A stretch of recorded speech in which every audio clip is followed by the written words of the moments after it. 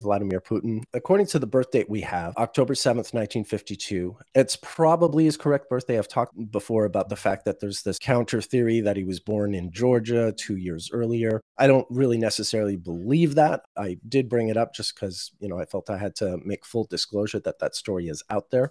But anyway, most likely he's born on October 7th, 1952, with your classic Saturn-Neptune conjunction that you find a lot in Russian history. This, of course, this was only about 5-6 months before the death of Stalin, which was one of the big Saturn-Neptune events in 20th century Russian history. Also in 1917, at the time of the Bolshevik Revolution, Saturn and Neptune were conjunct. And in 1989, as the Berlin Wall fell and the Iron Curtain was falling, that was also a Saturn-Neptune conjunction event. And in 2025, when that happens again, it could blow by with nothing of note. Yeah, I'll get to that. Yeah. So even though Putin is not born with Venus retrograde, he's a black 2 interval, and he's in fact the first Russian leader to be a black 2 interval. Leo may or may not be Putin's midheaven, but one thing is certain is that the red 5 Venus retrograde interval, the Venus retrograde that we're heading into now, the Leo one, has this recurring presence in his timeline, in his life story. His mother was born during a red 5 interval on the 17th of October, 1911. So she was born under that interval. And then he, of course, was born in 1952 when she was 41 years old, or just turning 41 years old. And he grew up in St. Petersburg, which, of course, was Leningrad during the Soviet years. He wanted to be a KGB agent. He was told he had to study law. And so he went to the University of Leningrad and graduated in 1975. And the story is that Putin, after graduation, immediately went and enlisted in the KGB. So I don't have an exact date, but I do know that he graduated in 1975, which probably was around June. And in 1975, the Red 5 interval began on June 15th, and he enlisted in the KGB after graduating. It's a very strong likelihood that he joined the KGB during the Red 5 interval. Now, 8 years after 1975, in 1983, Putin got married during a Red 5 interval. So, I mean, this is a big deal. He wound up starting a family.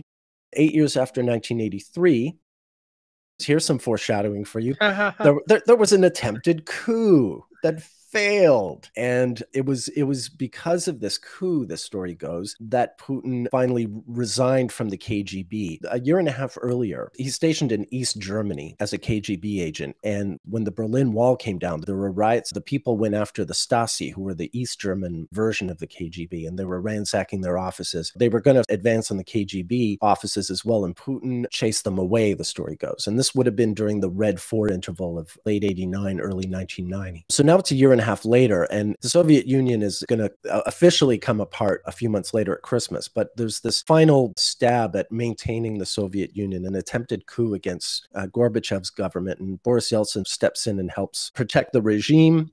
And as a result of this attempted coup, because the KGB were involved, Putin officially resigns from the KGB during a Red 5 interval. So remember, in 1975, Putin joined the KGB during a Red 5 interval, and now he resigns during a Red 5 interval. Okay. Now, you remember earlier I told you that Putin's mother was born during a Red 5 interval? Well, also, his father died during a Red 5 interval. His mother died a few months before this. I don't have an exact date, but she probably didn't also die during the Red 5 interval. But his father dies on the 2nd of August, 1999, during a Red 5 interval. And he goes to the funeral in what is now again called St. Petersburg, because the Soviet Union is over. And as soon as he gets back to Moscow after his father's funeral, he's invited to become Russia's 5th prime minister in a year and a half. Yeltsin has appointed a succession of prime ministers, 5 since early 1998. And the Russian economy is failing. They defaulted on their debt the previous year. Things are a real mess. And Yeltsin is worried that he'll appoint someone who'll turn around and hold them accountable for the failing Russian economy. So part of his motivation to appoint Putin prime minister is to appoint someone that he knows will just sort of let him get on with life. And in fact, that's what happened. So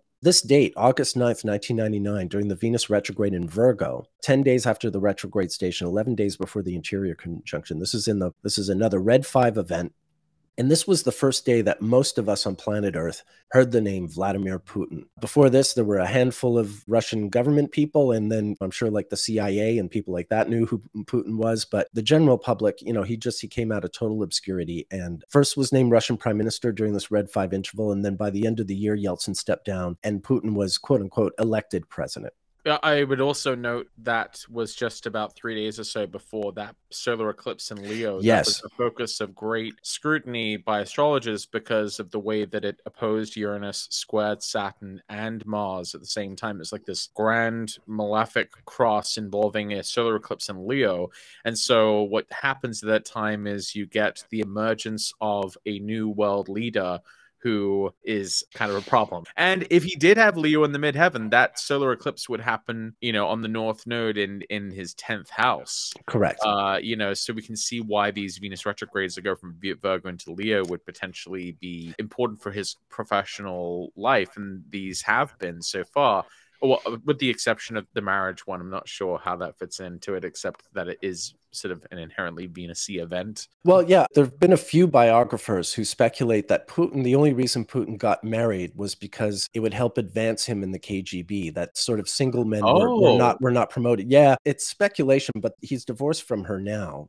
She couldn't stand being part of public office. And that wasn't a Venus retrograde event when they got separated? When they announced it, it wasn't, but you never know what's going on behind the scenes. Right. But I don't want to go into the whole, I mean, I know the story of their courtship and all this, but he's no Romeo. There's enough to sort of deduce from the way it all unraveled that, yeah, very likely, he couldn't advance in the KGB unless he was a married man. So he got married and had a family. Okay. I didn't quite understand the specific dynamics of that. That's actually quite interesting. He joined the KGB. He advances himself in the KGB through marriage, resigns from the KGB due to the failed coup, and then he becomes prime minister, all under the same interval.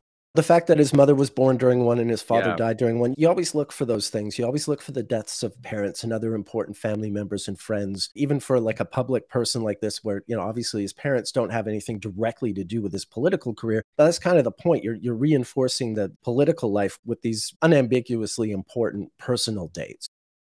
8 years after becoming prime minister, Putin's now been president for quite a while, and he personally goes to Guatemala City to petition the Olympic Committee to allow Sochi, which is a resort town in Russia on the Black Sea, not too far from Crimea. He wanted to host the 2014 Olympic Winter Games, and Russia was considered not a favorite to win this, but Putin went and petitioned personally. He actually did it in English. One thing people don't realize is that Putin speaks English. Like, you'll see him meeting politicians and he speaks Russian and there's a translator and all that stuff, but his English is actually pretty good, I'd say. So the speech that I have in the photo here, he's doing the application in English. As it happened, Russia did host the Winter Olympic Games in early 2014, and they went very well. By all accounts, they were a success, except as soon as they were over, they occurred during a Red 4, and as soon as they were over, the Wagner group that I was talking about earlier, they invaded Crimea. These mass troops arrived on Simferopol and other parts of the Crimea, and this was the beginning of Russia taking the Crimea and everything that has ensued from there. That's a Red 4. That's just a little sidebar because it connects to that Red 5. Like, he wanted the Olympics and he got them. Then the next Red 5, this is the last Red 5 in 2015. Putin and Obama was still president at this point. They had an encounter at the United Nations, and this is the Syria thing was just going on. And Putin was able to make Obama look bad at the United Nations. And you can see it, just this look in their faces, right? You can see who feels like they've triumphed and who feels like they've been had. So that is a timeline of Red 5 events in Putin's life.